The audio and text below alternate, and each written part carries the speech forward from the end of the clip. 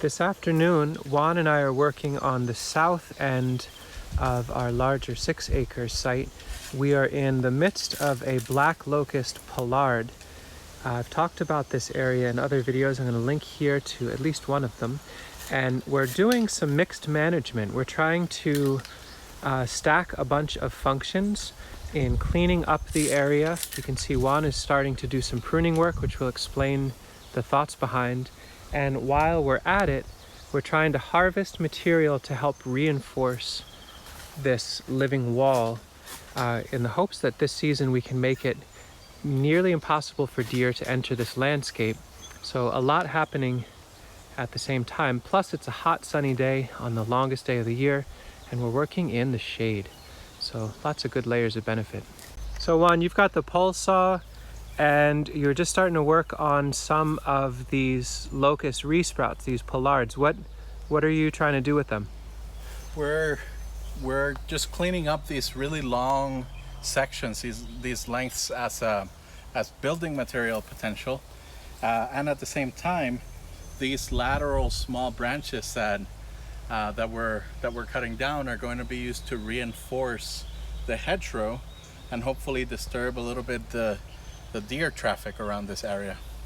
So this one pollard, which is this black locust, which was cut just above deer browsing height a few years ago, these regrowth shoots, which have been thinned down to 3 and now have been pruned by Juan to have no real laterals for the first many feet, are on their way to being 3 really beautiful, straight running, clean roundwood poles that we can harvest in the next few years. Pretty immensely valuable harvest.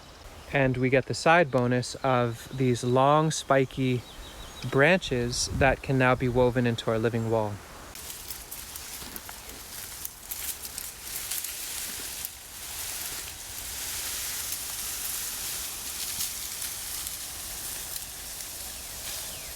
We just keep patching wherever there are gaps at this point. There's only a handful left where the deer are coming and going, and we saw this one earlier today.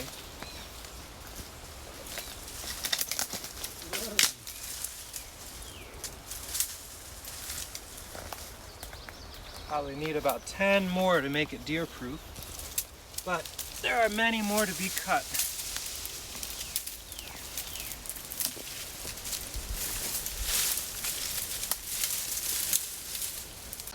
We're trying to make it a little easier for ourselves, both in the pruning and then the harvesting of the branches, by going through and mowing first.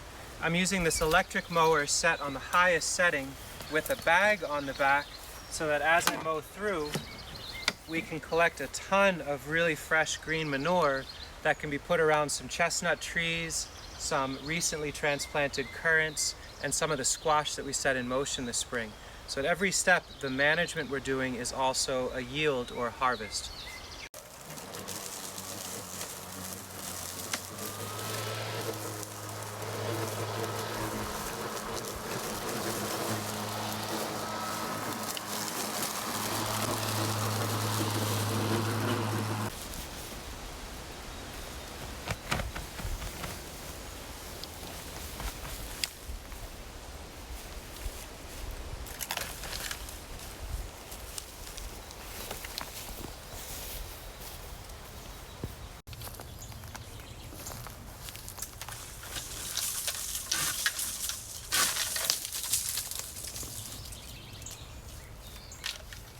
A side benefit of doing this sort of clearing work, mowing through here and checking things out, is remembering where caches of potentially useful things are. Some cinder blocks back in here. We can set up some more rainwater collection for sure. There are these old cutoffs of barrels that we had found that have been deep in the shade.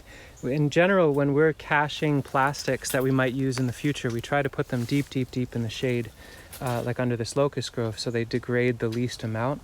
And so it's nice to clear around here, be reminded of them, and maybe it's time to either give them away or figure out what they're actually going to be doing soon.